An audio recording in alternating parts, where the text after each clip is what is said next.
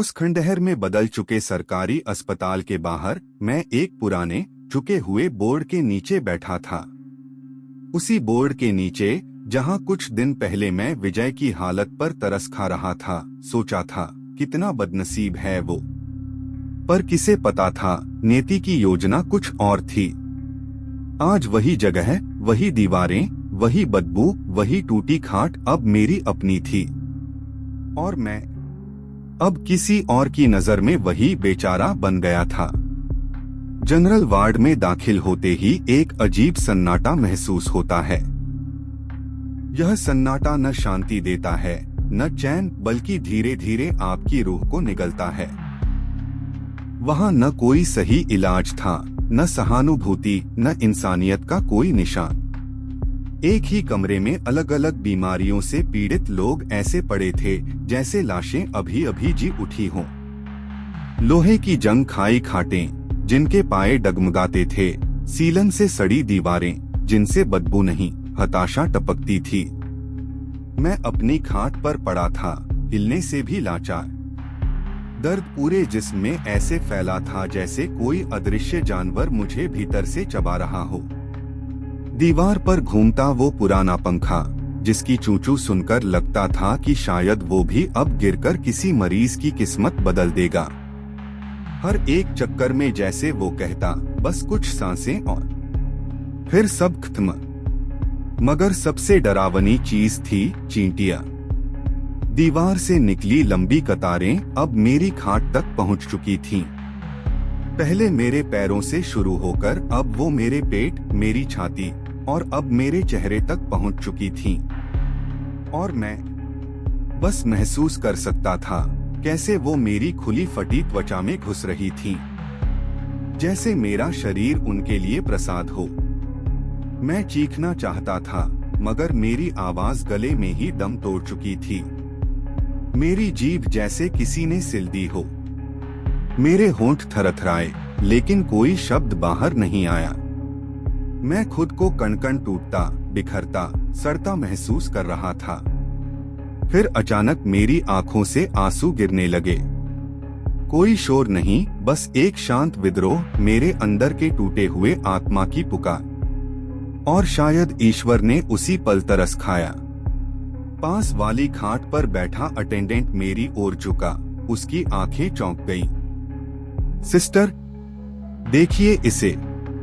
ये कुछ बोल नहीं पा रहा, लेकिन इसके आंसू बोल रहे हैं। पर वो नर्स शायद रोज मौत को इतने करीब से देख चुकी थी कि संवेदना खो चुकी थी। उसने बेजान आवाज में कहा, बिस्तर खाली हो तो किसी और को दे दो। इसकी हालत बहुत खराब है। चाहे तो बाहर ले जाओ, यहाँ उम्मीद नहीं है। उसने यह सब इस लापरवाही से कहा, मानो मैं कोई सामान हो जो अब काम नहीं आ सकता। पर वो नहीं जानती थी कि मैं सब सुन रहा था। हर शब्द, हर तिरस्कार, हर फैसला। मैं चाहता था कि कोई मुझे हिला दे, कोई मेरी तरफ देखे, कोई पूछे कि मैं कैसा हूँ। लेकिन वहाँ सबको अपनी जान की फिक्र थी। और फिर उस खामोशी को तोड़ती हुई एक जानी पहचानी आवाज आई, भैया। वो मेरा छोटा भाई था, वही जो हर बार मेरी बात समझता था जब दुनिया ने मुंह मोड़ लिया था। वो मेरी खाट के पास आया, मेरा हाथ थामा और बोला, भैया, मैं समझ रहा हूँ। आपके साथ फिर से वही हो रहा है जो विजय भैया के साथ हुआ था। आपको याद है न, पिछले साल भी एक बाधा आई थी। मैं गया था कुएं पर, आपके नाम से उतारा करवाया था। तब आप ठीक हो गए थे। लेकिन लगता है अब उस उतारे का असर खत्म हो गया है। उसकी आंखें नम थीं, लेकिन आवाज में एक अजीब सी दृढ़ता थी। मैं इस अमावस्या फिर जाऊंगा, पूरा उतारा कराऊंगा। इस बार पूरी विधि से, पूरी आस्था से। आप बस हार मत मानिए। आप मेरे भैया हो। मैं आपको कुछ नहीं होने दूंगा, कुछ भी नहीं। उसका विश्वास, उसका संकल्प मेरे अंदर कहीं गहरे में हलचल कर गया। लगा जैसे कोई बुझा दिया गया दीपक फिर से धीमे धीमे जलने लगा हो। मैं अभी भी हिल नहीं पा रहा था, बोल नहीं पा रहा था, लेकिन उस पल मुझे जिंदा महसूस हुआ। पहली बार इतने दिनों में। चींटियां अब भी मुझे कुरेद रही थीं। पंखा अब भी अपनी आखिरी सांसें ले रहा था। दीवारों की सीलन अब भी सांसों को रोक रही थी। पर अब मेरे भाई की आवाज मेरे अंदर किसी मंत्र की तरह गूंज रही थी। और कभी कभी बस इतना ही काफी होता है जिंदा रहने के लिए। आई और बाबा के जाने के बाद वही मेरा सब कुछ बन गया। भाई तो बहुतों के होते हैं, लेकिन जो हर बुखार में माथा छूकर उठे, हर डरावनी रात में हाथ थामे, हर गिरी हुई सांस में मैं हूं ना कहे, वो सिर्फ धीरज होता है। वैसे तो हमारे गांव में हर एक चेहरे में अपनापन है, हर गली में नाम पुकारने की मिठास। लेकिन कुछ साये ऐसे होते हैं जो सिर्फ खून पहचानते हैं, और जब मेरे पीछे वो साया पड़ा तब पूरा गांव चुप हो गया। ये तब की बात है जब मुझे पहली बार रक्त पिशाच की बाधा लगी। गांव के ही एक पुराने ओझा ने बताया था, ये कोई मामूली आत्मा नहीं है। ये वो होता है जो अधमरे शरीरों में घर करता है, जो रक्त से पलता है और जो दुआओं से नहीं, केवल बलिदान से संतुष्ट होता है। मेरे शरीर पर नीले काले धब्बे उभरने लगे थे, जैसे किसी ने अंदर से घूंसा मारा हो। मेरा चेहरा सूजने लगा, होठ फटने लगे और मेरी आंखों में सिर्फ अंधेरा रह गया। जब मेरी हालत दिन ब दिन बिगड़ने लगी तो डर पूरे गांव में फैल गया। बच्चे तक मेरी बात करते, उसके पास मत जाना, वो अब इंसान नहीं है। दिन हो या रात कोई मुझसे मिलने अस्पताल नहीं आता था। एक बार गांव का बूढ़ा पंडित फुसफुसाया था, जिसके पीछे रक्त पिशाच पड़ जाए उसका छाया भी जहर होती है। मैं अब अस्पताल के जनरल वार्ड की टूटी खाट पर पड़ा था, एक कोने में अकेला। मेरी हालत उस घाव जैसी थी जिस पर मक्खियां बैठी हों और कोई झाड़ने वाला न हो। मगर मेरी नजरें दरवाजे पर टिकी थीं, हर पल कोई परिचित चेहरा दिखने की उम्मीद लिए। शायद मुझे अब भी विश्वास था कि धीरज आएगा। रात काली चादर ओढ़ चुकी थी। अस्पताल की खिड़की से बाहर बस सन्नाटा था और जंगली झिंगुरों की आवाज। तभी दरवाजा खुला। धीरज भीतर दाखिल हुआ। वो कुछ बदलाव सा लग रहा था। उसकी आंखों में अजीब सी चमक थी, जैसे भीतर कोई आग जल रही हो। उसने चुपचाप मेरे सिर पर हाथ फेरा और धीमे से बोला, भैया आप चिंता मत करिए, आज आपकी पीड़ा का अंत होगा। मैंने बड़ी मुश्किल से उसका हाथ थामा, मेरी उंगलियां कांप रही थीं। होठों से सिर्फ एक टूटा सा शब्द निकला, अपना ध्यान रखना। उसने सिर हिलाया, मेरी आंखों में देखा और चला गया। मैंने उसका पीछे जाता हुआ साया देखा। धीरे धीरे वो अस्पताल की गलियारे में समा गया। मेरी आंखों से 2 आंसू निकल पड़े जो मेरे कान तक बह गए। और तब मुझे समझ में आया, धीरज अब अकेला नहीं है, वो मेरा युद्ध लड़ने जा रहा है। रात अब आधी से ज्यादा बीत चुकी थी। घड़ी की सुइयां 12 बजा चुकी थीं। धीरज अब गांव के पुराने कुएं के पास पहुंच चुका था। वो कुआं जहां कभी बच्चों की हंसी गूंजती थी, आज वो गूंज कहीं खो चुकी थी। उसकी जगह अब वहां सन्नाटा बसा था, गाढ़ा, भारी और जानलेवा। धीरज ने अकेले ही लकड़ियां जमा की, चूल्हा बनाया और आग जलाई। गांव की परंपरा के अनुसार ऐसे उतारे अकेले नहीं होते। कोई साथ देता है, कोई पीछे से मंत्र पढ़ता है, कोई राख संभालता है। पर इस बार कोई तैयार नहीं था। विजय की मौत सबने देखी थी और अब मेरी हालत ने सबका भरोसा तोड़ दिया था। लेकिन धीरज ने हार नहीं मानी। अगर सब पीछे हट जाए तो क्या भाई भी हार मान ले? उसने खुद से पूछा और आग में लकड़ियां झोंक दी। आग सुलग रही थी। धीरज ने पत्थर जोड़कर चूल्हा बनाया, उस पर एक पुराना लोहे का बर्तन रखा और उसमें चावल डाल दिए। फिर वो कुएं की ओर गया और धीमे स्वर में मंत्र बुदबुदाने लगा। हवा ठंडी हो चुकी थी, पर मंत्रों की ध्वनि में एक गर्मी थी, जैसे कोई अदृश्य ताकत उसे सुन रही हो। कुछ देर बाद उसने एक लाल काला मुर्गा निकाला। उसके हाथ पांव बंधे हुए थे, आंखें डरी हुई थीं। धीरज ने गहरी सांस ली और फिर रक्त पिशाच का नाम लेकर उस मासूम की गर्दन पर चाकू चला दिया। छपाक, खून की धार निकली और जमीन को लाल कर गई। मुर्गा कुछ पलों तक फड़फड़ाया, जैसे मौत से लड़ने की कोशिश कर रहा हो, और फिर शांति छा गई। मगर वो शांति असली नहीं थी, वो तूफान से पहले की चुप्पी थी। धीरज अब मांस को टुकड़ों में काट रहा था और उन्हीं चावलों में डालकर पकने के लिए छोड़ दिया।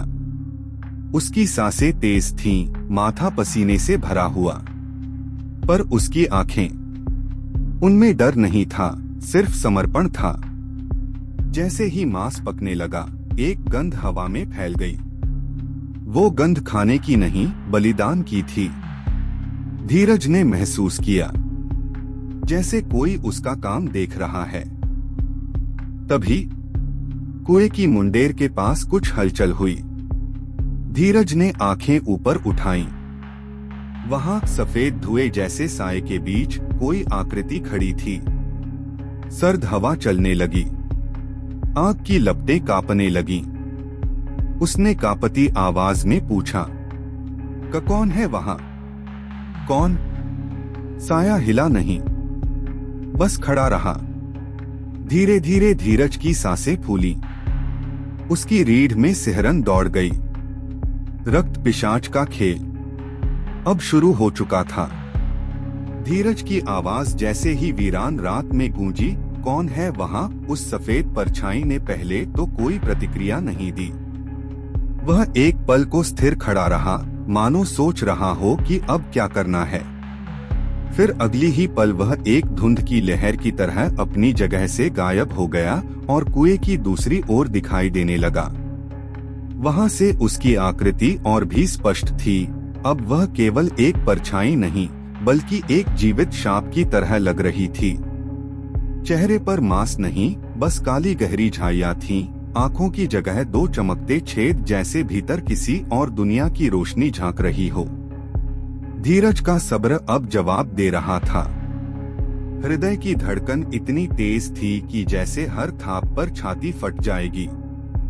वह जानता था कि अगर यह वही रक्त पिशाच है जिसका भय पूरा गांव कई वर्षों से अपने साए में छुपाकर जीता आया है, तो अब अगला शिकार कोई और नहीं, खुद वही था। मेरे बाद उसकी निगाहें अब धीरज पर थीं। अब तक वो मेरा इंतजार कर रहा था, लेकिन अब उसकी भूख बदल चुकी थी। धीरज के पांव कांपने लगे, लेकिन फिर भी उसने अपने भीतर की भयावहता को दबाते हुए उस चूल्हे की ओर देखा जहां चावल और मांस पक रहा था। विधि अधूरी छोड़कर जाना मौत को न्योता देना था। वो जानता था, अगर आज रात यह पूरा नहीं हुआ तो न मैं बचूंगा न वह। कुछ ही पलों में मांस पूरी तरह पक चुका था। धीरज ने कांपते हाथों से भगोने का ढक्कन खोला और जैसे ही वह भाप निकली, एक अजीब, तीखी और सड़ी हुई गंध चारों ओर फैल गई, जैसे किसी जानवर की अंतड़ियां जल रही हों। यह कोई आम भोग नहीं था, यह उस आत्मा के लिए था जो सिर्फ खून, मांस और डर के स्वाद से तृप्त होती है। और उस गंध के साथ ही, जैसे एक मौन आमंत्रण के जवाब में, वो साया एक बार फिर बिजली की गति से धीरज के ठीक पास आ गया। इस बार वह एकदम सामने खड़ा था। उसकी सांसें धीरज के चेहरे को छू रही थीं और वह फुसफुसाया, तुम्हारा समय आ गया है। आवाज में कोई गूंज नहीं, कोई क्रोध नहीं, बस एक शून्य था जो कलेजा चीर देने के लिए काफी था। और फिर वह फिर से गायब हो गया। धीरज अब पूरी तरह स्तब्ध था। वह समझ नहीं पा रहा था कि अब वहां रुकना चाहिए या भाग जाना चाहिए। लेकिन तभी उसकी आंखों के सामने मेरी वह अवस्था तैरने लगी, बिस्तर पर पड़ा मेरा कंकाल सा शरीर, हड्डियों में धंसी हुई काली आंखें, और वो रातें जब मैं बस उसकी वापसी की उम्मीद में टकटकी लगाए रहता था। ये कोई सामान्य पीड़ा नहीं थी, यह एक भाई के लिए आत्मा की पुकार थी, और उस पुकार के सामने उसका डर छोटा लगने लगा। उसने खुद को संयमित किया, 3 पत्तलें निकाली और उन पर मांस परोसा। एक पत्तल खुद के सामने रखी और जैसे ही पहला टुकड़ा उठाया, उसकी रूह कांप गई। मांस के हर टुकड़े पर असंख्य छोटे छोटे कीड़े रेंग रहे थे, जैसे किसी मृत शरीर की सड़न से निकले हों। वो टुकड़ा अब खाना तो दूर, छूना भी मुश्किल हो गया था। धीरज ने थूक निगला और बुदबुदाया, शायद पहले रक्त पिशाच को भोग दे दूं, शायद उसका क्रोध ठंडा हो जाए। उसने कुएं की ओर देखा, वहां ठीक मुंडेर पर वही सफेद साया फिर से खड़ा था। इस बार उसके दोनों हाथ फैले हुए थे, मानो भोग लेने के लिए आमंत्रण दे रहा हो। उसकी उपस्थिति अब किसी धुंधली परछाई जैसी नहीं, बल्कि एक जागृत प्रेत जैसी थी। चेहरा साफ था, आंखें गहरी और खाली, और उसकी चमड़ी से हल्की धुआं निकल रहा था। धीरज का सारा साहस वहीं थम गया। वह समझ नहीं पा रहा था कि अब भोग लेकर कुएं तक जाए या गांव की ओर दौड़ जाए। लेकिन पीछे मुड़ना अब संभव नहीं था। एक बार फिर कांपते कदमों से वह कुएं तक पहुंचा, भोग की पत्तल सावधानी से मुंडेर पर रखी और बिना एक पल रुके पलटकर वापस जाने लगा। पर तभी उसने महसूस किया कि उसके पैर जैसे जमीन में धंस गए हों। कुछ तो था जो उसकी एड़ियों को जकड़ चुका था। धीरे धीरे, बहुत धीमे स्वर में उसकी सांसें सिसकने लगीं, जैसे उसका शरीर उसे किसी अनदेखे संकट के लिए चेतावनी दे रहा हो। उसने घबराते हुए नीचे देखा, और जो दृश्य उसके सामने था, वह किसी भी सामान्य इंसान के लिए पागलपन की हद तक भयावह था। एक गलासदा, नाखूनों से भरा, मांसल काला हाथ उसकी टखनों को जकड़े हुए था। नाखून इतने बड़े थे कि लग रहा था जैसे किसी कब्र से निकलकर सीधा पाताल से आया हो। हाथ की त्वचा टपक रही थी और उसमें से सड़े हुए मांस की बूंदें टपक रही थीं। धीरज की एक चीख पूरी रात में गूंज गई, एक ऐसी चीख जिसमें जीते जी मौत का स्वाद था। वह पीछे मुड़ा और सामने खड़ा था वही रक्त पिशाच, इस बार और भी भयानक और भी सजीव। उसका चेहरा इंसानी शक्ल को पार कर चुका था, उसकी आंखों में एक अनंत गहराई थी, और उसके होठों पर वो वही शब्द थे, कहा था ना, तुम्हारा समय आ गया है। यह कहते ही चारों ओर सब कुछ स्याह पड़ गया। तो मैं अपने हाथों से नहीं मरने दूंगा भैया, वो चाहे शैतान हो, पिशाच हो या खुद का। अब मैं उसे तुम्हारे पास नहीं आने दूंगा। धीरज की ये बात सुनकर मेरी सूनी आंखों में एक हल्की सी चमक तैर गई। एक पल को ऐसा लगा जैसे उसके शब्दों में सचमुच कोई ऊर्जा थी, कोई ऐसा कंपन जो मेरी अंदर की टूटी हुई सांसों को एक बार फिर जोड़ने की कोशिश कर रहा हो। लेकिन मेरी हड्डियां अब भी कराह रही थीं, और मेरे सीने में हर एक सांस जैसे कांच के टुकड़ों से होकर गुजर रही थी। मैंने उसकी तरफ देखा, होठों पर एक टूटी हुई सी मुस्कान आई, और बड़ी मुश्किल से कहा, धीरज, अब ये लड़ाई तुझसे नहीं, उससे है जो तुझे भी मेरी तरह तोड़ने आया है। अगर आज नहीं जीते तो कल कोई और हमारा नाम भूल जाएगा। धीरज कुछ बोल नहीं पाया। उसकी आंखें लाल थीं, होंठ कांप रहे थे, लेकिन मन दृढ़ होता जा रहा था। उसने मेरा सिर धीरे से तकिए पर टिका दिया और कहा, भैया, मैं कुछ अलग करूंगा, सिर्फ उतारा नहीं। अब उस रक्त पिशाच की कमीज को छीनूंगा जिसको वो छुपा कर रखता है। मैं अब उसके पीछे जाऊंगा, उसी कुएं में, लेकिन इस बार सिर्फ विधि नहीं, युद्ध होगा। अगर मेरी जान जाती है तो जाए, लेकिन मैं नहीं चाहूंगा कि आप तिल-तिल कर मरें। अब वक्त आ गया है कि हम डर से भागना बंद करें और उसका सामना करें। वो इतना कहकर उठा और कमरे से बाहर चला गया। उसकी चाल तेज थी, आंखों में जुनून और चेहरे पर एक अजीब सी गंभीरता। मैंने उसे जाते हुए देखा। दिल कांपा, लेकिन मन से एक प्रार्थना निकली, हे भगवान, अगर तुझे मेरा जीवन चाहिए तो ले ले, लेकिन मेरा भाई सकुशल लौटे। उसके जाने के कुछ ही क्षण बाद मेरी नजर खिड़की की ओर गई। बाहर की हवा थमी हुई थी, पेड़ हिल नहीं रहे थे, लेकिन मेरी आत्मा भीतर से कांप रही थी। अस्पताल का कमरा वैसे ही जर्जर था, दीवारों से पपड़ी उतर रही थी और छत के पंखे की धीमी खड़खड़ाहट अब भी समय की उल्टी गिनती जैसा लग रही थी। लेकिन इस सन्नाटे में एक और चीज थी, एक एहसास कि कुछ बहुत बड़ा होने वाला है। धीरज सीधा मंदिर पहुंचा। वहां उसने घंटा नहीं बजाया, कोई दर्शन नहीं किया, बस सीधा उस पुजारी के पास गया जो तांत्रिक विधियों को भी जानता था।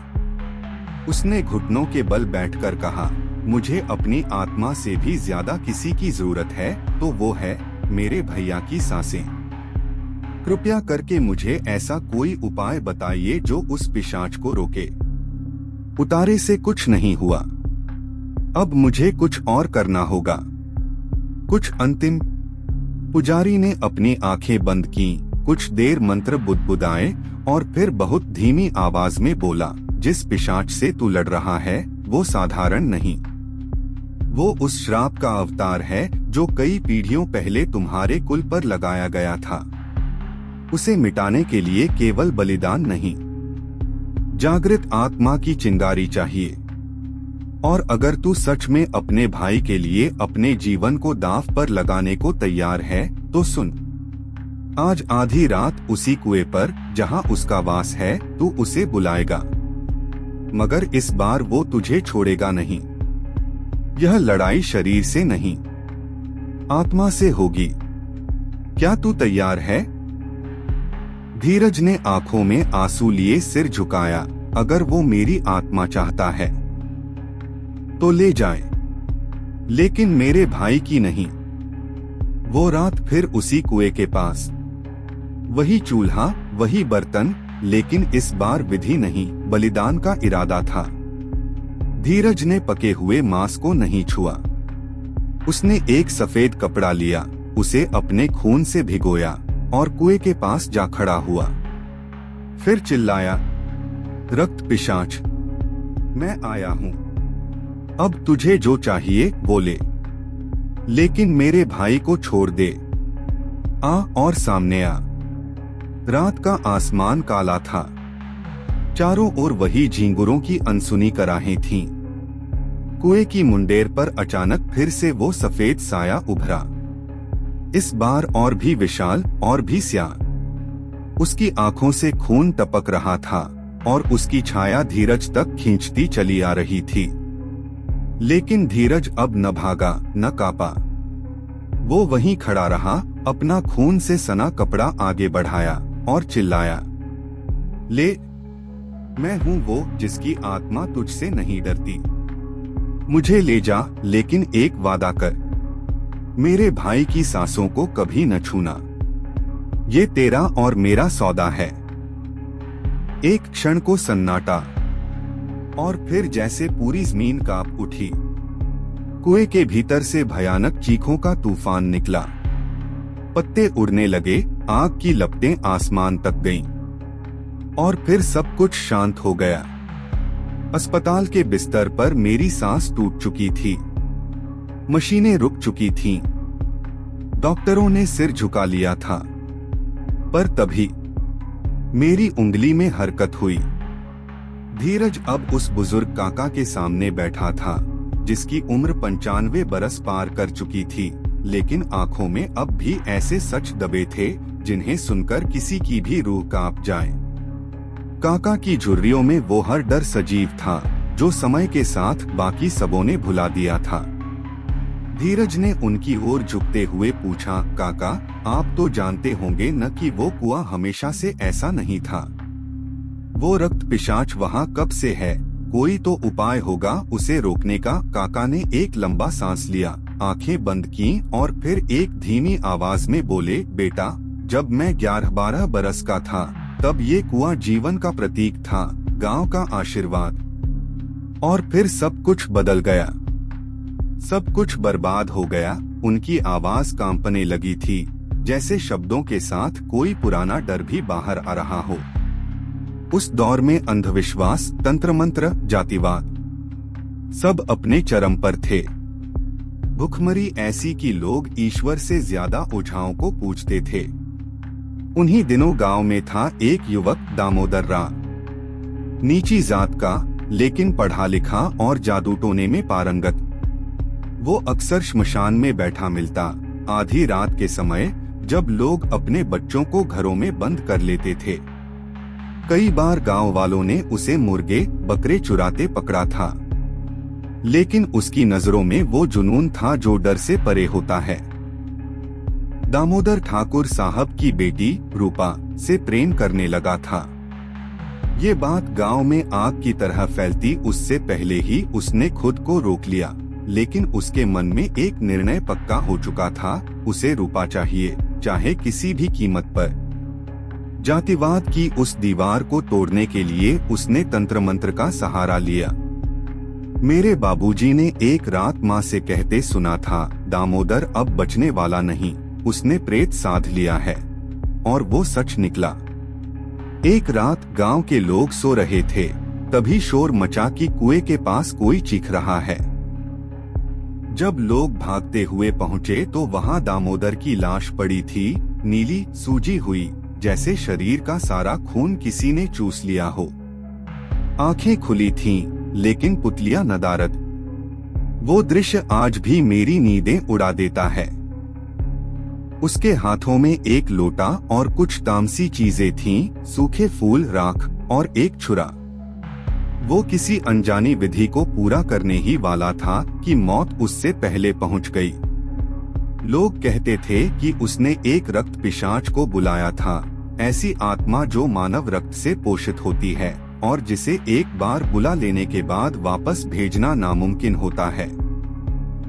लेकिन फिर धीरे धीरे और बातें सामने आईं। दामोदर का गुरु, एक सिद्ध तांत्रिक, उसी रात श्मशान से लौट रहा था और उसने दामोदर को विधि करते देख लिया। गुरु ने उसे चेताया, तू जो बुला रहा है वो तुझसे नहीं बंधेगा। ये रक्त पिशाच है, इसकी भूख हर दिन बढ़ेगी, तू इसे रोक नहीं पाएगा। लेकिन दामोदर अपने इरादों में अंधा हो चुका था।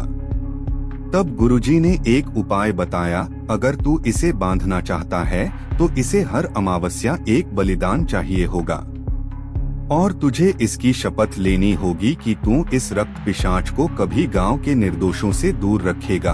दामोदर मान गया। उसने प्रेत के सामने एक सौदा किया, मैं तुझे हर अमावस्या एक बलि दूंगा, पर तू इस कुएं से बाहर नहीं जाएगा। शुरू में सब ठीक चला। हर अमावस्या को गांव के किनारे से कोई जानवर गायब होता, लेकिन गांव वालों को चैन मिल गया कि रक्त पिशाच वहीं कैद है। लेकिन फिर एक रात दामोदर किसी कारणवश बलि नहीं चढ़ा सका और अगली सुबह गांव के 3 बच्चों की लाशें कुएं के पास मिली। तब सबको समझ में आया कि दामोदर ने जो बुलाया था वो अब किसी की नहीं सुनता। उस डर से दामोदर ने खुद को कुएं के पास आग लगाकर जला लिया और तब से उस कुएं के चारों ओर कोई दीवार नहीं बनी, कोई पूजा नहीं हुई, सिर्फ डर बना रहा। जो भी विधि अधूरी रह जाती है, जो भी भोग गिर जाता है, वो उसे और ज्यादा क्रूर बना देता है। काका की आंखों से आंसू बहने लगे। उन्होंने एक लोटा पानी पीकर थरथराते हाथों से एक लाल कालापन लिए ताबीज निकाला और धीरज की हथेली में रख दिया। गुरुजी ने ये मुझे दिया था। बोले थे, अगर कभी कोई ऐसा आए जो रक्त पिशाच को समझे और उससे डरने के बजाय उसे बांधने की ठाने, तो इसे दे देना। ये ताबीज रक्त पिशाच को रोक नहीं सकता, पर उसकी ऊर्जा को कुछ पल के लिए कमजोर कर सकता है। पर शर्त है, इसे तभी इस्तेमाल करना जब तुम्हारा इरादा पूरा और बलिदान सच्चा हो। धीरज अब सब समझ गया था। उसके कांपते हाथों में वो ताबीज था, लेकिन उसके भीतर जो जल रहा था वो भय नहीं, बदला था। उसने काका को प्रणाम किया और बिना पीछे देखे चल पड़ा, क्योंकि अब लड़ाई सिर्फ एक प्रेत से नहीं थी। ये उस अधूरी विधि, उस अधूरी प्रेम कहानी और उस अधूरे जीवन की लड़ाई थी जिसे उसका भाई तिल तिल कर खो रहा था। और इस बार धीरज ने मन ही मन एक व्रत लिया, या तो इस रात पिशाच बंधेगा या फिर एक और आत्मा उसकी आग में जल जाएगी, लेकिन इस बार मेरी मर्जी से। मेरा इंतजार करोगे? ठीक है, मैं इंतजार करूंगा। दामोदर राव के वो आखिरी शब्द आज भी गांव के उस कुएं की दीवारों में गूंजते हैं। उस रात उसने अपने तंत्र विद्या और चालाकी से उस रक्त पिशाच को न केवल वचन में बांध दिया, बल्कि उसे उसी कुएं के ठंडे पानी में कैद कर दिया जहां से उसकी भूख उठी थी। उसने पिशाच को एक वादा कराया कि वो कभी कुएं से बाहर नहीं निकलेगा और हर अमावस्या उसे एक भोग मिलेगा। दामोदर जानता था, अगर उसे जिंदा रहना है और उस आत्मा की आग को बुझाना है तो उसे उसकी भूख को समय पर संतुष्ट करना होगा। कुछ महीनों तक सब ठीक चला। हर अमावस्या को वह चुपचाप एक मुर्गा लाता और कुएं के पास बलि चढ़ाकर लौट जाता। पिशाच भूखा तो था, पर अपने वचन से बंधा हुआ और शायद उसी बंधन में सबसे ज्यादा तड़प रहा था। समय बीतता गया और फिर एक दिन उस अमावस्या की रात जब दामोदर मुर्गे की बलि लेकर कुएं के पास पहुंचा, पिशाच का धैर्य टूट चुका था। उसने उसे वहीं दबोच लिया और उस रात रक्त पिशाच ने अपना पहला नरभक्षी शिकार किया। दामोदर मरा नहीं था, वो खो गया था उस पिशाच की आत्मा में। अब पिशाच अपने वचन से बंधा जरूर था, लेकिन उसके भीतर जो भूख पल रही थी वो हर गुजरते अमावस्या के साथ और भड़कती गई। वो बाहर नहीं आ सकता था, इसलिए जो भी गलती से कुएं के पास चला जाता, जो भी उसे देखकर टोक देता, वही उसका अगला निशाना बन जाता। धीरज अब सब समझ चुका था। उसे एहसास हो गया था कि मेरा भोग उस रात इसलिए अस्वीकार कर दिया गया था क्योंकि पिशाच अब सालों बाद एक बार फिर इंसानी खून का स्वाद ले चुका था और अब वो वापस लौटना नहीं चाहता था। अब उसकी भूख को सिर्फ एक मुर्गा नहीं चाहिए था, उसे अब आत्मा की चीख, हड्डियों की झंकार और खून की गर्मी चाहिए थी। धीरज कांप उठा।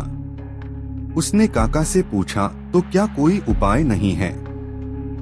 क्या उसे दोबारा बांधा नहीं जा सकता? काका ने थके स्वर में कहा, बेटा, ना मैं तंत्र जानता हूँ ना टोना, लेकिन मेरे बाबूजी कहते थे अगर उस पिशाच को समय रहते फिर से कुएं में बांध न दिया जाए तो वो महाविनाश ला सकता है, और उसे बांधने के लिए एक इंसान की बलि देनी होगी। ये सुनते ही धीरज का चेहरा फीका पड़ गया, लेकिन उसकी आंखों में एक अजीब सी दृढ़ता भी चमकने लगी। उसने बिना एक शब्द बोले प्रण लिया, अब या तो उसका भाई जिएगा या वो अपनी जान से उसे बचा लेगा। उसने गांव के बाहर, जंगलों में, घाटों पर तांत्रिकों की तलाश शुरू की। दिन रात भटकने के बाद उसे एक ऐसा तांत्रिक मिला जो उस प्राचीन विधि को जानता था। तांत्रिक ने कहा, उसे इस बार मुर्गे की नहीं, इंसानी रक्त की महक से बुलाना होगा।